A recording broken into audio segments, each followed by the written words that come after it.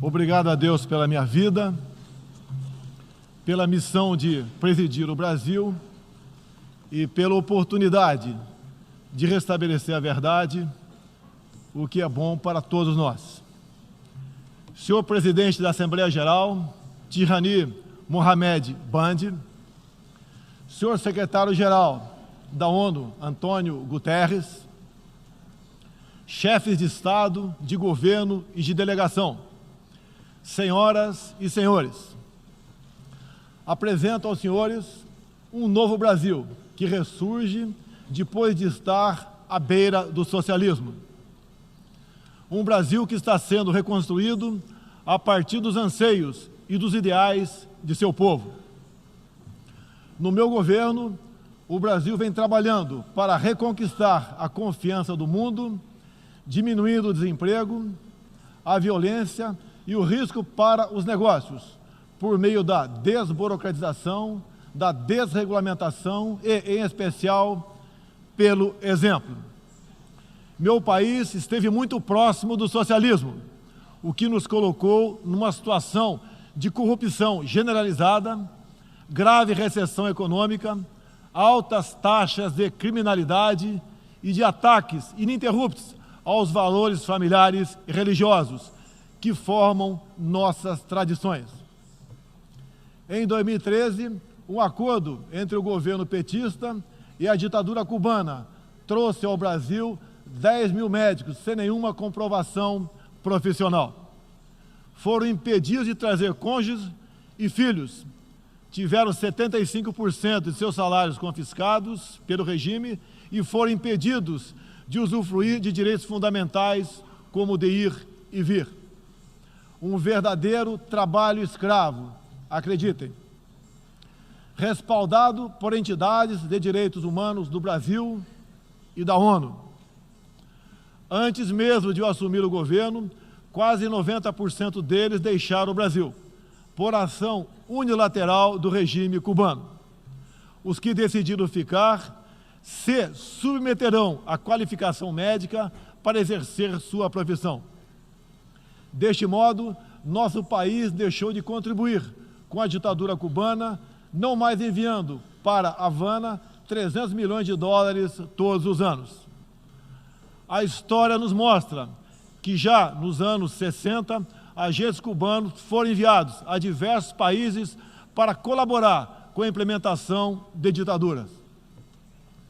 Há poucas décadas, tentaram mudar o regime brasileiro e de outros países da América Latina. Foram derrotados. Civis e militares brasileiros foram mortos e outros tantos tiveram suas reputações destruídas, mas vencemos aquela guerra e resguardamos nossa liberdade. Na Venezuela, esses agentes do regime cubano, levados por Hugo Chávez, também chegaram e hoje são aproximadamente 60 mil que controlam e interferem em todas as áreas da sociedade local, principalmente na inteligência e na defesa. A Venezuela, outrora um país pujante e democrático, hoje experimenta a crueldade do socialismo. O socialismo está dando certo na Venezuela. Todos estão pobres e sem liberdade. O Brasil também sente os impactos da ditadura venezuelana. Dos mais de 4 milhões que fugiram do país, uma parte migrou para o Brasil, fugindo da fome e da violência. Temos feito a nossa parte para ajudá-los, através da Operação Acolhida, realizada pelo Exército Brasileiro e elogiada mundialmente. Trabalhamos com outros países, entre eles os Estados Unidos, para que a democracia seja restabelecida na Venezuela, mas também nos empenhamos duramente para que outros países da América do Sul não experimentem esse nefasto regime. O Foro de São Paulo, organização criminosa, criada em 90 por Fidel Castro, Lula e Chávez, para difundir e implementar o socialismo na América Latina, ainda continua vivo e tem que ser combatido. Senhoras e senhores, Em busca de prosperidade, estamos adotando políticas que nos aproximem de países outros que se desenvolveram e consolidaram suas democracias. Não pode haver liberdade política sem que haja também liberdade econômica. E vice-versa. O livre mercado, as concessões e as privatizações já se fazem presentes hoje no Brasil. A economia está reagindo ao romper vícios e amarras de quase 2 décadas de irresponsabilidade fiscal, aparelhamento do Estado e corrupção generalizada. A abertura, a gestão competente e os ganhos de produtividade são objetivos imediatos do nosso governo. Estamos abrindo a economia e nos integrando às cadeias globais de valor.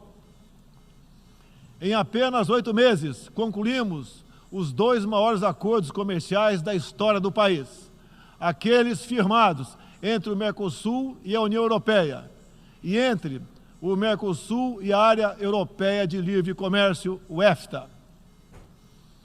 Pretendemos seguir adiante com vários outros acordos nos próximos meses. Estamos prontos também para iniciar nosso processo de adesão à Organização para a Cooperação de Desenvolvimento Econômico, OCDE. Já estamos adiantados, adotando as práticas mundiais mais elevadas em todos os terrenos, desde a regulação financeira até a proteção ambiental. Senhorita Isani Calapalo, indígena aqui presente do Brasil, agora vamos falar de Amazônia. Em primeiro lugar, meu governo tem o compromisso solene com a preservação do meio ambiente e do desenvolvimento sustentável em benefício do Brasil e do mundo. O Brasil é um dos países mais ricos em biodiversidade e riquezas minerais. Nossa Amazônia é maior que toda a Europa Ocidental e permanece praticamente intocada. Prova de que somos um dos países que mais protege o meio ambiente. Nessa época do ano, o clima seco e os ventos favorecem queimadas espontâneas e também as criminosas. Vale ressaltar que existem queimadas praticadas por índios e populações locais, como parte de sua respectiva cultura e forma de sobrevivência. Problemas qualquer país os tem. Contudo, os ataques sensacionalistas que sofremos por grande parte da mídia internacional, devido aos focos de incêndio na Amazônia, despertaram nosso sentimento patriótico. É uma falácia dizer que a Amazônia é patrimônio da humanidade e um equívoco, como atestam os cientistas, afirmar que a Amazônia, a nossa floresta, é o pulmão do mundo. Valendo-se dessas falácias, um ou outro país, em vez de ajudar, embarcou nas mentiras da mídia e se portou de forma desrespeitosa com espírito colonialista. Questionaram aquilo que nos é mais sagrado, a nossa soberania. Um deles, por ocasião do encontro do G7, ousou sugerir aplicar sanções ao Brasil sem sequer nos ouvir. Agradeço àqueles que não aceitaram levar adiante essa absurda proposta. Em especial, o presidente Donald Trump, que bem sintetizou o espírito que deve reinar entre os países da ONU: respeito à liberdade e à soberania de cada um de nós. Hoje, 14% do território brasileiro está demarcado como terra indígena, mas é preciso entender que nossos nativos são seres humanos, exatamente como qualquer um de nós. Eles querem e merecem usufruir dos mesmos direitos de que todos nós. Quero deixar claro, o Brasil não vai aumentar para 20% sua área já demarcada como terra indígena, como alguns chefes de Estado gostariam que acontecesse. Existe no Brasil 225 povos indígenas, além de referências de 70 tribos vivendo em locais isolados. Cada povo ou tribo, com seu cacique, sua cultura, suas tradições, seus costumes e, principalmente, sua forma de ver o mundo.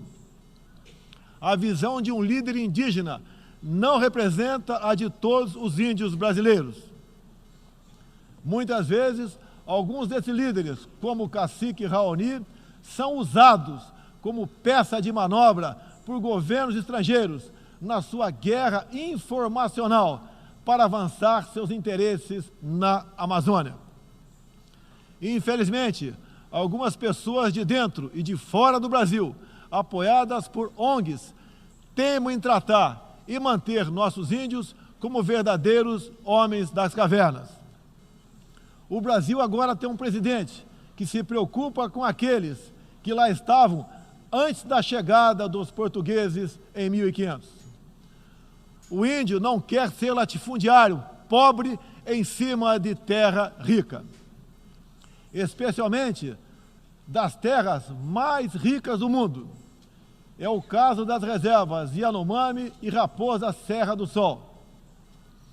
Nessas reservas existe grande abundância de ouro, diamante, urânio, nióbio e terras raras, entre outros. E esses territórios são enormes. A reserva Yanomami, sozinha, conta com aproximadamente 95 mil quilômetros quadrados, o equivalente ao tamanho de Portugal ou da Hungria, embora apenas 15 mil índios vivam nessa área. Isso demonstra que os que nos atacam não estão preocupados com o ser humano índio, mas sim com as riquezas minerais e a biodiversidade existentes nessas áreas. E para mostrar aos senhores que não existe uma autoridade única entre os índios, eu quero ler uma carta aqui de grande parte das comunidades indígenas endereçadas para os senhores. O grupo de agricultores indígenas do Brasil, formado por diversas etnias e com representantes por todas as unidades da federação, que habitam uma área de mais de 30 milhões de hectares no território brasileiro, vem respeitosamente perante a sociedade brasileira endossar apoio total e restrito à indígena Isani Calapalo, aqui presente, do Parque Indígena do Xingu, Mato Grosso, que a mesma possa, na Assembleia das Nações Unidas, em Nova York, Estados Unidos, externar toda a realidade vivida pelos povos indígenas do Brasil, bem como trazer à tona o atual quadro de mentiras propagado pela mídia nacional e internacional, que insistem em fazer dos povos indígenas do Brasil uma reserva de mercado, sem fim, atendendo interesses estrangeiros de países que ainda enxergam no Brasil uma colônia, sem regras e sem soberania. O Brasil possui 14% do seu território nacional regularizado como terras indígenas, e muitas comunidades estão sedentas para que o desenvolvimento dessa parte do Brasil finalmente ocorra sem amarras ideológicas ou burocráticas. Isso facilitará o alcance de uma maior qualidade de vida nas áreas do empreendedorismo, saúde e educação. Uma nova política indigenista no Brasil é necessária. O tempo urge. Medidas arrojadas podem e devem ser incentivadas na busca pela autonomia econômica dos indígenas. Certamente que, se um conjunto de decisões vier nesse sentido, poderemos vislumbrar um novo modelo para a questão indígena brasileira. Um novo tempo para as comunidades indígenas é fundamental. A situação de extrema pobreza em que se encontram, sobrevivendo tão somente do Bolsa Família e de cestas básicas, nunca representou dignidade e desenvolvimento. O ambientalismo radical e o indigenismo ultrapassado e fora de sintonia com o que querem os povos indígenas representam o atraso, a marginalização e a completa ausência de cidadania. A realidade ora posta impõe que o mundo, na arena da Assembleia das Nações Unidas, possa conhecer nossos desejos e aspirações na voz da indígena Izani Kalapalo, que transmitirá o real quadro do meio ambiente e das comunidades indígenas brasileiras. Portanto, Izani Kalapalo goza de confiança e do prestígio da liderança indígena interessada em desenvolvimento, empoderamento e protagonismo, estando apta para representar as etnias relacionadas anexas, que são 52. Acabou o monopólio do senhor Raoni. A Organização das Nações Unidas teve papel fundamental na superação do colonialismo e não pode aceitar que essa mentalidade regresse a estas salas e corredores sob qualquer pretexto. Não podemos esquecer que o mundo necessita ser alimentado.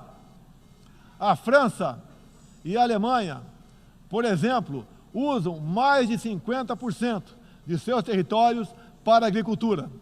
Já o Brasil usa apenas 8% de terras para a produção de alimentos. 61% do nosso território é preservado. Nossa política é de tolerância zero para com a criminalidade, aí incluídos os crimes ambientais. Quero reafirmar minha posição de que qualquer iniciativa de ajuda ou apoio à preservação da floresta amazônica ou de outros biomas deve ser tratado em pleno respeito à soberania brasileira. Também rechaçamos as tentativas de instrumentalizar a questão ambiental ou a política indigenista em prol de interesses políticos e econômicos externos, em especial os disfarçados de boas intenções. Estamos prontos para, em parcerias e agregando valor, aproveitar de forma sustentável todo o nosso potencial. O Brasil reafirma seu compromisso intransigente com os mais altos padrões de direitos humanos, com a defesa da democracia e da liberdade de expressão religiosa e de imprensa. É um compromisso que caminha junto com o combate à corrupção e à criminalidade, demandas urgentes da sociedade brasileira. Seguiremos contribuindo, dentro e fora das Nações Unidas, para a construção de um mundo onde não haja impunidade, esconderijo ou abrigo para criminosos e corruptos. Em meu governo, o terrorista Cesare Battisti fugiu do Brasil, foi preso na Bolívia e extraditado para a Itália. Outros 3 terroristas paraguaios e um chileno que viviam no Brasil como refugiados políticos também foram devolvidos aos seus respectivos países. Terroristas, sob disfarce de perseguidos políticos, não mais encontrarão refúgio no Brasil. Há pouco, presidentes socialistas que me antecederam desviaram centenas de bilhões de dólares, comprando parte da mídia e parte do parlamento. Tudo por um projeto de poder absoluto. Foram julgados e punidos, graças ao patriotismo, perseverança e coragem de um juiz que é símbolo no meu país, o doutor Sérgio Moro, nosso atual ministro da Justiça e Segurança Pública. Esses presidentes também transferiram boa parte desses recursos para outros países, com a finalidade de promover e implementar projetos semelhantes em toda a região. Essa fonte de recursos secou. Esses mesmos governantes vinham aqui todos os anos e faziam descompromissados discursos com temas que nunca atenderam aos reais interesses do Brasil, nem contribuíram para a estabilidade mundial. Mesmo assim, eram aplaudidos. Em meu país, tínhamos que fazer algo a respeito dos quase 70 mil homicídios e dos incontáveis crimes violentos que anualmente massacravam a população brasileira. A vida é o mais básico dos direitos humanos. Nossos policiais militares eram o alvo preferencial do crime. Só em 2017, cerca de 400 policiais militares foram cruelmente assassinados. Isso está mudando. Medidas foram tomadas e conseguimos reduzir em mais de 20% o número de homicídios nos 6 primeiros meses do meu governo. As apreensões de cocaína e outras drogas atingiram níveis recorde. Hoje o Brasil está mais seguro e ainda mais hospitaleiro. Acabamos de estender a isenção de vistos para países como Estados Unidos, Japão, Austrália e Canadá. E estamos estudando adotar medidas similares para a China e Índia, entre outros. Com mais segurança e com essas facilidades, queremos que todos possam conhecer o Brasil, em especial a nossa Amazônia, com toda a sua vastidão e beleza natural. Ela não está sendo devastada e nem consumida pelo fogo, como diz mentirosamente a mídia. Cada um de vocês pode comprovar o que estou falando agora. Não deixe de conhecer o Brasil. Ele é muito diferente daquele estampado em muitos jornais e televisões. A perseguição religiosa é um flagelo que devemos combater de forma incansável. Nos últimos anos, testemunhamos em diferentes regiões ataques covardes que vitimaram fiéis congregados em igrejas, sinagogas e mesquitas. O Brasil condena energicamente todos esses atos e está pronto a colaborar com outros países para a proteção daqueles que se veem oprimidos por causa de sua fé. Preocupam o povo brasileiro, em particular, a crescente perseguição, a discriminação e a violência contra missionários e minorias religiosas em diferentes regiões do mundo. Por isso, apoiamos a criação do Dia Internacional em memória das vítimas de atos de violência baseados em religião ou crença. Nessa data, recordaremos anualmente aqueles que sofrem as consequências nefastas da perseguição religiosa. É inadmissível que, em pleno século XXI, com tantos instrumentos, tratados e organismos com a finalidade de resguardar direitos de todo tipo e de toda sorte, ainda haja milhões de cristãos e pessoas de outras religiões que perdem sua vida ou sua liberdade em razão de sua fé. A devoção do Brasil à causa da paz se comprova pelo sólido histórico de contribuições para as missões da ONU. Há 70 anos, o Brasil tem dado contribuição efetiva para as operações de manutenção da paz das Nações Unidas. Apoiamos todos os esforços para que essas missões se tornem mais efetivas e tragam benefícios reais e concretos para os países que as recebem. Nas circunstâncias mais variadas, no Haiti, no Líbano, na República Democrática do Congo, os contingentes brasileiros são reconhecidos pela qualidade de seu trabalho e pelo respeito à população, aos direitos humanos e aos princípios que norteiam as operações de manutenção de paz. Reafirmo nossa disposição de manter contribuição concreta às missões da ONU, inclusive no que diz respeito ao treinamento e à capacitação de tropas, área em que temos reconhecida experiência.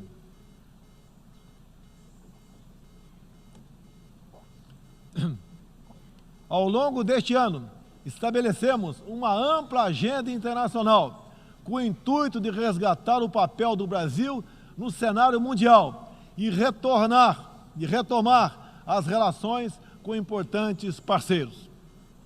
Em janeiro, estivemos em Davos, onde apresentamos nosso ambicioso programa de reformas para investidores de todo o mundo. Em março, visitamos Washington, onde lançamos uma parceria abrangente e ousada com o governo dos Estados Unidos em todas as áreas, com destaque para a coordenação política e para a cooperação econômica e militar. Ainda em março, estivemos no Chile, onde foi lançado o ProSul, importante iniciativa para garantir que a América do Sul se consolide como um espaço de democracia e de liberdade. Na sequência, visitamos Israel, onde identificamos inúmeras oportunidades de cooperação, em especial na área de tecnologia e segurança. Agradeço a Israel o apoio no combate aos recentes desastres ocorridos em meu país. Visitamos também um de nossos grandes parceiros no Cone Sul, a Argentina, com o presidente Maurício Macri e nossos sócios do Uruguai e do Paraguai, afastamos do Mercosul a ideologia e conquistamos importantes vitórias comerciais, ao concluir negociações que já se arrastavam por décadas. Ainda este ano, visitaremos importantes parceiros asiáticos, tanto no Extremo Oriente quanto no Oriente Médio. Essas visitas reforçarão a amizade e o aprofundamento das relações com Japão, China, Arábia Saudita, Emirados Árabes e Catar. Pretendemos seguir o mesmo caminho com todo o mundo árabe e a Ásia. Também estamos ansiosos para visitar nossos parceiros e amigos na África, na Oceania e na Europa. Como os senhores podem ver, o Brasil é um país aberto ao mundo em busca de parcerias com todos os que tenham interesse de trabalhar pela prosperidade, pela paz e pela liberdade. Senhoras e senhores, o Brasil que represento é um país que está se reerguendo, revigorando parcerias e reconquistando sua confiança política e econômica. Estamos preparados para assumir as responsabilidades que nos cabem no sistema internacional. Durante as últimas décadas, nos deixamos seduzir, sem perceber, por sistemas ideológicos de pensamento que não buscavam a verdade, mas o poder absoluto. A ideologia se instalou no terreno da cultura, da educação e da mídia, dominando meios de comunicação, universidades e escolas. A ideologia invadiu nossos lares para investir contra a célula máter de qualquer sociedade saudável, a família. Tento ainda destruir a inocência de nossas crianças, pervertendo até mesmo identidade mais básica e elementar, a biológica. O politicamente correto passou a dominar o debate público para expulsar a racionalidade e substituí-la pela manipulação, pela repetição de clichês e pelas palavras de ordem.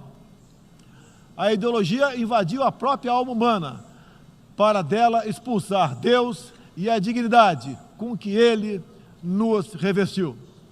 E, com esses métodos, essa ideologia sempre deixou um rastro de morte, ignorância e miséria por onde passou. Sou prova viva disso. Fui covardemente esfaqueado por um militante de esquerda e só sobrevivi por um milagre de Deus. Mais uma vez, agradeço a Deus pela minha vida. A ONU pode ajudar a derrotar o ambiente materialista e ideológico que compromete alguns princípios básicos da dignidade humana. Essa organização foi criada para promover a paz entre nações soberanas e o progresso social com liberdade, conforme o preâmbulo de sua carta. nas questões do clima, da democracia, dos direitos humanos, da igualdade de direitos e deveres entre homens e mulheres, e em tantas outras, tudo o que precisamos é isso: contemplar a verdade seguindo João 8,32. E conhecereis a verdade, e a verdade vos libertará. Todos os nossos instrumentos, nacionais e internacionais, devem estar direcionados, em última instância, para esse objetivo. Não estamos aqui para apagar nacionalidades e soberanias, em nome de um interesse global abstrato. Esta não é a organização do interesse global, é a Organização das Nações Unidas.